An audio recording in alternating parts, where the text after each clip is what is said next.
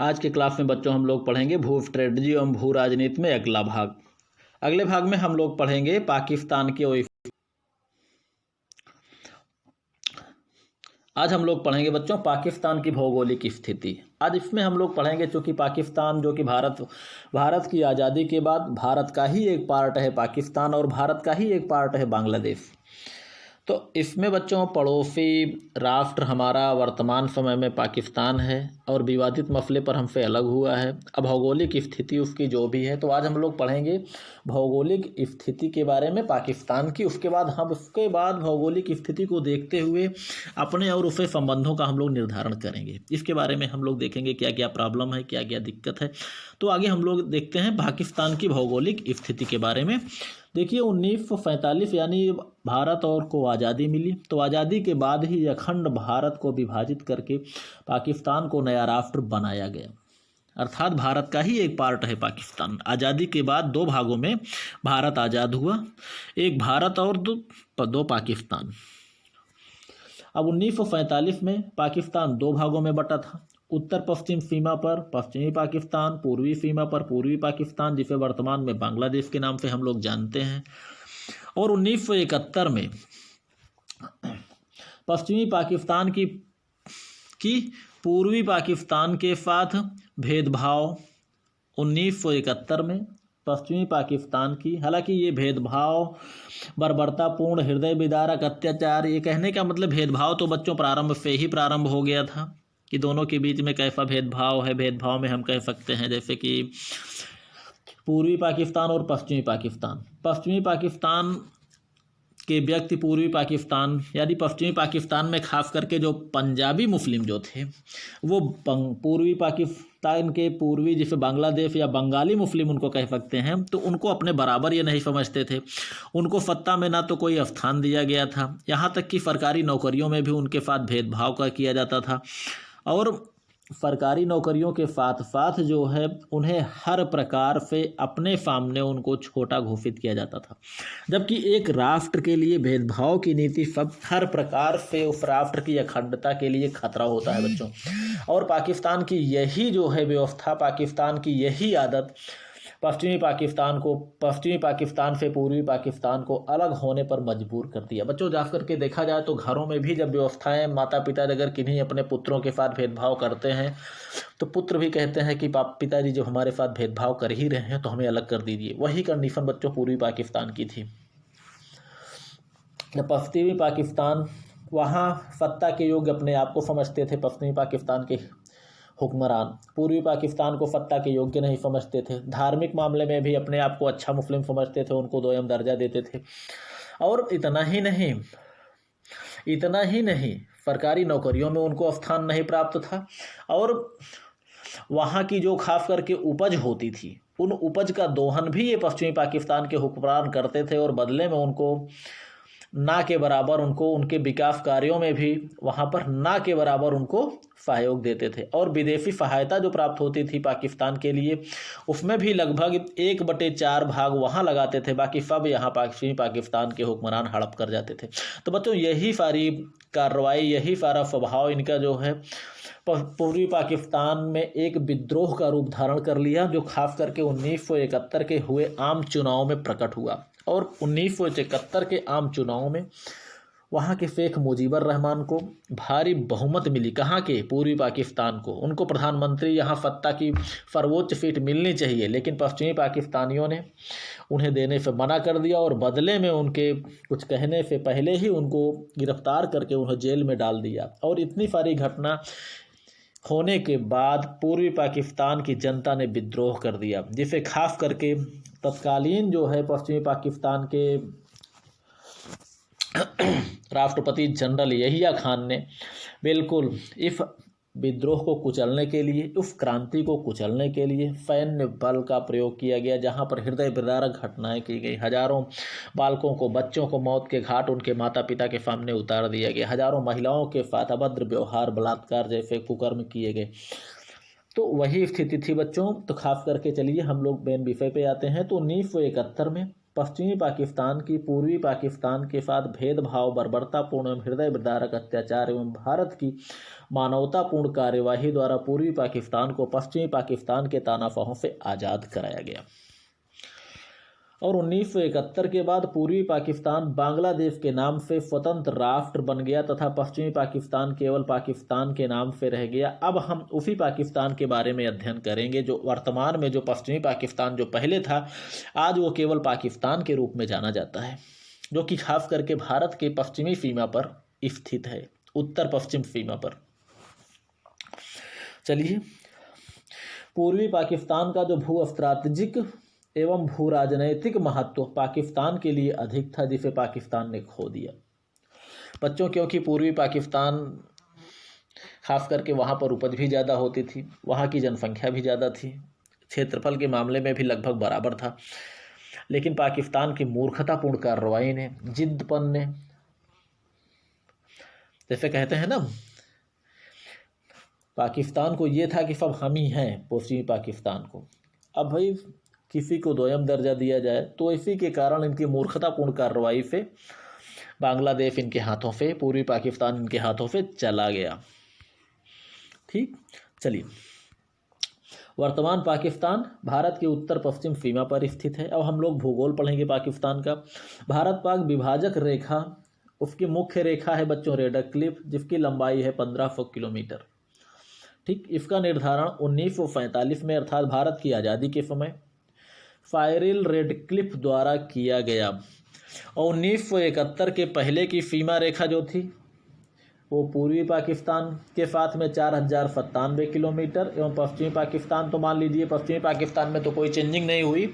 जो भी पाकिस्तान, पूर्वी पाकिस्तान के साथ हमारी सबसे बड़ी, जो वर्तमान समय में बांग्लादेश के साथ सबसे बड़ी सीमा रेखा है, वो है 4097 किलोमीटर। और 1971 के पहले भारत के लिए अधिक सुरक्षा व्यवस्था की आवश्यकता थी बच्चों। यहीं पर महत्व होता है भू स्ट्रेटजी और भू राजनीति का। देखिए, उस समय क्या था कि पाकिस्तान जो है भारत पर हर तरह से हावी हो सकता था, दोनों तरफ से कई आक्रमण कर सकता था। भारत अपने जो है वो पाकिस्तान उधर जो है उत्तर पश्चिमी सीमा पर भी अटैक कर सकता था, और इस तरफ जो है बांग्लादेश की तरफ से पूर्वी पाकिस्तान से भी भारतीय क्षेत्र में हमले हो सकते थे। उस समय भारत के लिए बहुत ही सुरक्षा की आवश्यकता पड़ती। एक प्रकार से ये भारत के लिए अपने राष्ट्रीय हितों को ध्यान में रख कर की गई कार्रवाई थी कि कम से कम पाकिस्तान से जब भी युद्ध लड़ना पड़ेगा, एक ही सीमा पर लड़ना पड़ेगा। कम से कम ऐसी व्यवस्था ना हो कि भारत को दोनों सीमाओं पर युद्ध लड़ना पड़े, इधर बांग्लादेश की तरफ से यानी पूर्वी पाकिस्तान की तरफ से, उधर पश्चिमी पाकिस्तान की तरफ से। तो कहने का मतलब यही था कि 1971 के पहले भारत के लिए अधिक सुरक्षा व्यवस्था की आवश्यकता थी, जब पाकिस्तान की सीमा रेखा लंबी थी तथा भारत को दो मोर्चों पर युद्धरत होना पड़ सकता था, या पड़ भी सकता था, या पड़ता था। हालांकि 1965 और 47 के युद्ध जो भी हुए हैं, खास करके उसमें पाकिस्तान का केंद्र बिंदु जो है कश्मीर ही था, इसलिए जो भी युद्ध हुआ वहाँ पर कश्मीर में हुआ था। लेकिन भविष्य के आने वाले युद्ध जो है, अगर बांग्लादेश अलग नहीं किया होता तो इधर से भी होने की संभावना हो सकती थी। ठीक है बच्चों, चलिए, तो कहने का मतलब अगर ये 1971 में अगर बांग्लादेश अलग नहीं होता तो संभवतः आने वाले समय में हम लोग दो मोर्चों पर लड़ते। और 1971 के बाद केवल अकेला राष्ट्र पाकिस्तान बचा। सीमाएं पूर्व के मुकाबले चौथाई हो गई। पहले जहां सीमाएं देखिए 4097 और 1500 किलोमीटर थी, अब सीमा कितनी बची है? 4097 लगभग बच्चों, ये पुरानी सीमा लगभग ये 5500 किलोमीटर थी, और आज की सीमाएं कितनी बची? लगभग 1500 किलोमीटर। तो लगभग चौथाई मानकर चल सकते हैं हम। और पाकिस्तान की बेवकूफ़ी एवं तानाशाही के कारण बांग्लादेश उसके हाथ से चला गया एवं उसकी एक भुजा समझ लो कट गई, एक भुजा कट गई, और भारत के लिए स्थिति पूर्व के मुकाबले आसान हो गई। आसान क्या हो गई? ऐसा नहीं है कि बांग्लादेश की ओर से हमें जो है फूलों का हार मिल रहा है, नहीं, लेकिन कम से कम बांग्लादेश पाकिस्तान के बहकावे में आकर बांग्लादेश हम पे आक्रमण नहीं करेगा। हाँ, मुस्लिम कंट्री है, कुछ व्यवस्थाएं हैं, कुछ बातें हो सकती हैं पाकिस्तान के सपोर्ट में वो कर सकता है, कर भी रहा है, ठीक है, वहाँ के जो है सुरक्षाकर्मी आए दिन हमारे सुरक्षाकर्मियों के साथ नक्सलवाद को बढ़ावा देते हैं, सीमा पर गोलीबारी भी होती है फन, ठीक। लेकिन फिर भी ये स्थिति है कि हाँ, पाकिस्तान के आदेश पर उधर से आक्रमण नहीं होगा, इतनी उम्मीद की जा सकती है। और सुरक्षा हेतु रेड क्लिफ रेखा भू स्ट्रैटेजिक दृष्टि से अत्यंत ही महत्वपूर्ण है। पंजाब को छोड़कर पूरे क्षेत्र की सीमाएं अंकित नहीं हैं, इसीलिए विवाद की संभावनाएं अधिक हैं। ठीक है बच्चों, चलिए कश्मीर विवाद भू स्ट्रैटेजी एवं भू राजनीति के संदर्भ में चलिए इसके बारे में हम लोग पढ़ लेते हैं। कश्मीर भारत और पाकिस्तान के बीच विवाद का प्रमुख कारण था। खास करके कश्मीर जो है कारण है भी शुरुआत में है, जन्म जब हुआ तभी से है, अभी भी बना हुआ है। ठीक है बच्चों, अभी देखिए हमारे प्रधानमंत्री मोदी जी धारा 370 वहाँ की जो प्रमुख जड़ है उसको हटा तो दिए हैं। अब देखते हैं यह कश्मीर क्या नया रूप धारण करता है। ठीक, कश्मीर एक पहाड़ी राज्य है, पहाड़ी की घाटी है, पहाड़ी राज्य है। भारत कश्मीर के बीच पर्वतीय सीमाएं हैं जो कि दुर्गम है। पाकिस्तान कश्मीर के बीच भारत के मुकाबले सुगम हैं। कहने का मतलब भारत की ओर से अगर कश्मीर जाना हुआ तो पर्वतीय दुर्गम रास्ते हैं जिनको पार करना हर मौसम में, जहाँ पर पहुँचना हर मौसम में संभव नहीं है। हाँ, वर्तमान स्थिति जो भी है, वर्तमान जैसे भी हमने आपको बताया था पिछले भाग में कि वर्तमान स्थिति को देखते हुए वर्तमान टेक्नोलॉजी के युग में हर स्थान पर पहुँच व्यक्ति की सरल हो गई है। और पाकिस्तान कश्मीर की सीमाएं भारत के मुकाबले सुगम हैं और भू स्ट्रैटेजी के दृष्टि से ये माना जाता है कि पाकिस्तान मजबूत है क्योंकि पाकिस्तान से कश्मीर का मार्ग सुगम है। और ये माना जाता है कि इन भू स्ट्रैटेजिक दृष्टि से माना जा सकता है कि कश्मीर को भगवान ने जैसे पाकिस्तान के लिए बनाया हो। अब भू राजनीतिक दृष्टि से ये भी इसके मामले में भी पाकिस्तान जो है महत्वपूर्ण है क्योंकि वहाँ की जो परंपराएं, वहाँ की जो रहन सहन है, जाति धर्म, वो सब चीज़ें इस्लामिक राष्ट्र होने के कारण ये भी लगता है कि जैसे पाकिस्तान के लिए बनाया गया हो। तो कहने का मतलब भू स्ट्रैटेजी और भू राजनीति दोनों को देखा जाए तो वहाँ लगता है कि दोनों ही स्थितियों में पाकिस्तान भारत के मुकाबले भारी है। लेकिन केवल भू स्ट्रैटेजी एवं भू राजनीतिक स्थिति मजबूत होने के आधार पर किसी अन्य राष्ट्र के भूभाग को हड़पा नहीं जा सकता। ये सही बात है बच्चों। कश्मीर के लिए भारत से 4 युद्ध हो चुके हैं। 1947-48 में पहला युद्ध, 1965 में दूसरा, 71 में तीसरा। बच्चों तीसरा 71 वाला युद्ध कश्मीर के लिए तो फिलहाल नहीं हुआ था, लेकिन दोनों सीमाओं पर युद्ध हुआ था। तो हम ये मान सकते हैं कि कश्मीर में भी युद्ध हुआ था। ठीक, और 1999 का युद्ध एक प्रकार से कारगिल या कश्मीर में घुसपैठ का रूप लेकर ये युद्ध प्रारंभ हुआ था। और 1947 के युद्ध में कश्मीर के कुछ भाग पर पाकिस्तान का अधिकार है जिसे पाक अधिकृत कश्मीर कहा जाता है। इसी को बच्चों पीओके भी कहा जाता है, पीओके, जिसे पाक अधिकृत कश्मीर या पीओके भी कह सकते हैं। पंजाब को छोड़कर पूरे क्षेत्र की सीमाएं अंकित नहीं हैं, इसीलिए विवाद की संभावनाएं बच्चों अधिक है। इसको हम लोग पहले भी बता चुके हैं। और कश्मीर पर पाकिस्तान का वक्तव्य क्या है? पहले कश्मीर समस्या हल हो, फिर सीमांकन का कार्य किया जाए। युद्ध विराम रेखा को पाकिस्तान चुनौती देता है कि कश्मीर उसका अभिन्न अंग है और प्रत्येक कीमत पर कश्मीर प्राप्ति के लिए प्रयासरत है। इसलिए समस्या का समाधान कठिन दिख रहा है और हर समय तनाव का वातावरण व्याप्त रहता है। 1971 के युद्ध के बाद जब पाकिस्तान को एहसास हो गया कि हम युद्ध एवं महाशक्तियों के प्रयास से कश्मीर को प्राप्त करना कठिन है, तो 1971 के बाद छद्म युद्ध, जिसे हम लोग छद्म युद्ध, न्यून तीव्रता युद्ध, आतंकवाद, इन सभी चीज़ों का सहारा उसने लिया है। इसमें आतंकवादियों की घुसपैठ, लूटपाट, अग्निकांड, तस्करी आदि का सहारा ले रहा है। और पाकिस्तान पाक अधिकृत कश्मीर में स्थिति जो है भू स्ट्रैटेजिक दृष्टि से महत्वपूर्ण गिलगित क्षेत्र में अमेरिका का सैनिक अड्डा होने के कारण भारत की स्थिति संवेदनशील है। सियाचिन ग्लेशियर जिसे विश्व की सबसे ऊंची चोटी और यहाँ तक कि सियाचिन ग्लेशियर को विश्व की सबसे ऊंचा युद्ध क्षेत्र भी कहा जाता है, इस महाशक्तियों के लिए स्ट्रैटेजिक दृष्टि से महत्वपूर्ण है। अमेरिका यहाँ अपने लिए सैनिक बेस बनाकर सोवियत संघ एवं चीन की निगरानी एवं उन पर नियंत्रण रखना चाहता है। लेकिन ये संभव कब होगा? जब अमेरिका को ये ग्लेशियर, ये सियाचिन क्षेत्र प्राप्त हो जाए तब। अमेरिका को लगता है कि भारत इन क्षेत्रों को हमको देने वाला नहीं है, इसीलिए उसको लग रहा है कि ये क्षेत्र अगर पाकिस्तान के अधिकार में आ जाएगा तो पाकिस्तान हमको दे देगा। इसीलिए वो पाकिस्तान कश्मीर के मसले पर हर समय पाकिस्तान की मदद करता रहा। और अब चूंकि राष्ट्रहित के लिए नुकसान होने के डर से सोवियत संघ को भी इस बात का डर था कि कहीं इस पर अमेरिका का अधिकार ना हो जाए, इसलिए वो भारत की हर संभव सहायता करता रहा। कि जैसे अमेरिका का विचार था कि इस पे पाकिस्तान का अधिकार हो जाए तो हमें मिल जाएगा, तो वैसे ही सोवियत संघ का भी विचार था कि इस पर पाकिस्तान का अधिकार कभी नहीं होना चाहिए, इसलिए वह हमेशा जो है भारत के लिए प्रयासरत रहा। और इसीलिए राजनैतिक दृष्टि से पाकिस्तान को सैनिक मदद तथा समर्थन देता रहा। कौन? अमेरिका। और रूस नहीं चाहता कि अमेरिका अपने मकसद में कामयाब हो, इसीलिए वह भारत को सदा समर्थन देता रहा।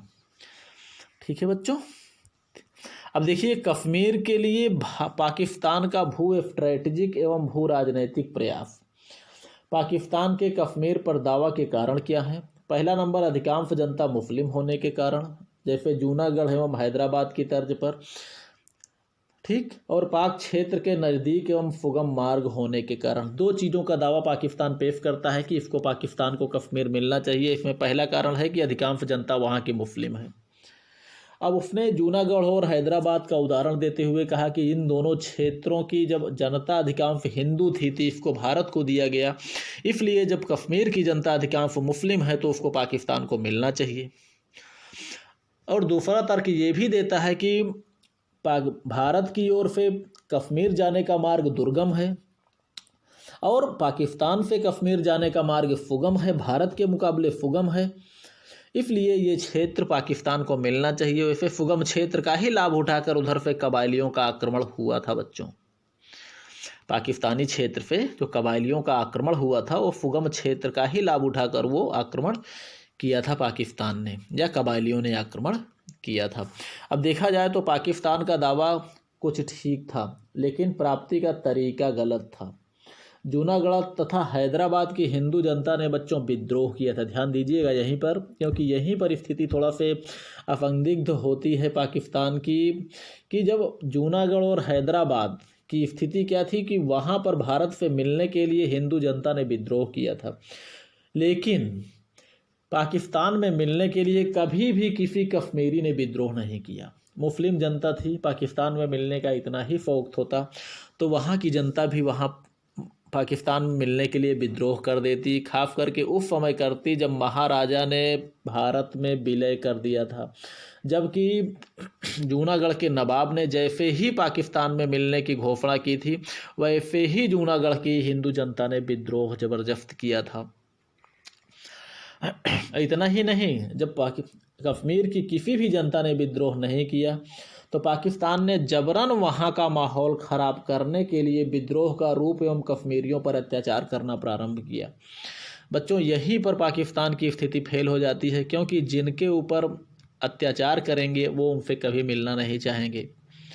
इसीलिए कश्मीर में जो कुछ भी होता है केवल कश्मीरी नहीं करते, कश्मीर में वही करेंगे जो कि खास करके पाकिस्तान के बहकावे में आए हुए नवयुवक करेंगे या फिर स्वयं पाकिस्तानी घुसपैठी करेंगे। और पाकिस्तान ने संयुक्त राष्ट्र के आदेश का पालन नहीं किया। कौन सा आदेश बच्चों? जब संयुक्त राष्ट्र संघ के प्रयास से युद्ध विराम लागू हुआ था 1947 और 48 के युद्ध में, तो उस समय 5 राष्ट्रों का एक पंच निर्णय के द्वारा उस समझौते का समाधान होना था, इस युद्ध का समाधान होना था। तो जिनमें अर्जेंटीना और 4-5 राष्ट्रों को मिलाकर जो है एक 5 राष्ट्रों का एक पंच निर्णय बनाया गया था। पंचायत की स्थिति जैसा ही एक क्या बोलते हैं एक फरवे दल भेजा गया था कश्मीर में। तो उन्होंने जो निर्णय दिया था, उन्होंने यही कहा था फरवे के बाद कि सबसे पहले पाक सेना कश्मीर से बाहर निकले। जब कश्मीर से बाहर पाकिस्तान की सेना निकल जाए तो उसके बाद जनमत संग्रह के आधार पर कश्मीर का विलय किया जाए। कश्मीरी जहाँ चाहे वहाँ पर उनको विलय किया जाए। अब स्थित पाकिस्तान को उम्मीद थी कि अमेरिका जैसे राष्ट्र अपनी राजनीति करके कश्मीर को भारत को दिलवा देंगे। अरे वो कश्मीर को भारत से दिलवा देंगे, पाकिस्तान को उम्मीद थी। लेकिन सोवियत संघ के कारण ये भी नहीं हो पाया। ठीक, अब इसमें देखिए जो पाकिस्तान ने संयुक्त राष्ट्र संघ के आदेश का बच्चों पालन नहीं किया, उसकी वजह क्या थी? अब ये देखिए कि मान के चलिए पाकिस्तान को भरोसा नहीं था कि अगर कोई कश्मीरी विद्रोह नहीं कर रहा है पाकिस्तान में मिलने के लिए, तो इस बात की क्या गारंटी है कि वो पाकिस्तान के पक्ष में ही वोटिंग करेगा। इस बात से पाकिस्तान भी जो है सशंकित था। और भारत के लिए शंका का विषय ये था, बाकी भारत चाहता तो पाकिस्तानियों को खदेड़ कर वो बाहर कर देता। ऐसा नहीं था, भारत कमज़ोर नहीं था, कमज़ोर की स्थिति में कभी नहीं रहा। लेकिन पाकिस्तान तुरंत चिल्लाने लगता कि हम बाहर आ गए हैं, अब आप जनमत संग्रह कराइए। और भारत को भी इस बात पर भरोसा नहीं था कि इस मुस्लिम जनता क्या पता पाकिस्तान के ही पक्ष में वोटिंग कर दे। ना तो पूर्ण रूप से भारत को भरोसा था कश्मीरियों पर, ना ही पूर्ण रूप से पाकिस्तान को कश्मीरियों पर भरोसा नहीं था। क्योंकि किसी कश्मीरी ने विद्रोह नहीं किया पाकिस्तान में मिलने के लिए, और सभी कश्मीर में अधिकांश मुस्लिम जनता होने के कारण भारत को भी भरोसा नहीं हुआ। तो यही वजह थी कि ना तो पाकिस्तान की सेना कश्मीर से बाहर निकली, ना ही आज तक वहाँ पर जनमत संग्रह हुआ। उसमें यही था बच्चों कि स्वर्ग पर अधिकार किया गया है, जिसके भाग में जितना स्वर्ग आया है उसी को लेकर वो संतुष्ट है। स्वर्ग के कुछ भाग को बांटकर पाकिस्तान ने उसमें चाइना का भी हिस्सा लगा दिया, ताकि ज़रूरत पड़ने पर भारत के साथ युद्ध में चाइना पाकिस्तान का साथ दे। चलिए फिलहाल ठीक है जो भी हुआ। अब देखिए बच्चों, थोड़ा सा हम कुछ अन्य चीज़ों का अध्ययन करेंगे। गिलगित क्षेत्र इस समय जो है वो पाक अधिकृत कश्मीर में है, जिस पर अमेरिका का सैनिक अड्डा है, अभी हम थोड़ी देर पहले पढ़ चुके थे। और 1962 में चीन गिलगित मार्ग बनने से सामरिक महत्व और अधिक हो गया है। बच्चों, चीन गिलगित मार्ग बनने से, चूँकि ये मार्ग अगर गिलगित में बना है, जो खास करके पाक अधिकृत कश्मीर में है, पीओके में है, तो उससे भारत की सुरक्षा को जो प्रत्यक्ष खतरा है वो है चीन से। और भारत की पश्चिमी सीमा कच्छ के रण एवं थार के मरुस्थल के बीच से गुजरती है। पंजाब राज्य के साथ लगी अंतर्राष्ट्रीय सीमा की पहाड़पुर सीमा चौकी से लेकर कारगिल में सियाचिन ग्लेशियर तक कुल पाकिस्तान की सीमा है 1202 किलोमीटर।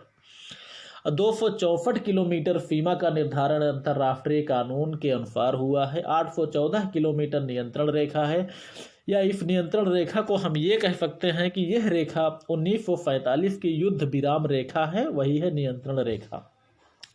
अब उस तरफ का नियंत्रण पाकिस्तान के हाथ में, इस तरफ का नियंत्रण भारत के हाथ में, इसीलिए इसको नियंत्रण रेखा कहा गया है। और 124 किलोमीटर नियंत्रण रेखा की लंबाई है, कहाँ पर? सियाचिन ग्लेशियर में। ठीक है बच्चों, चलिए इसको हम आगे पढ़ेंगे अगले भाग में, चीन की भौगोलिक स्थिति। ठीक है, वीडियो लंबा हो जाएगा, आप लोग भी ऊब जाएंगे।